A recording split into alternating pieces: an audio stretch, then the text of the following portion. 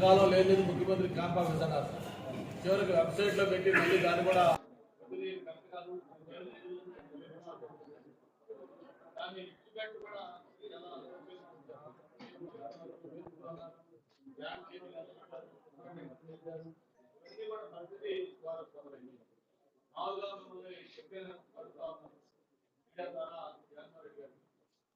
ఆ రోజు ప్రజావేదిక చేసినప్పుడు ఆయన చెప్పిన ఆ ప్రజావేదికకి అనుమతులు లేవు, అనుమతులు కూడా ఎంత విరుద్ధంగా ఇచ్చారు. అది ఏదైతే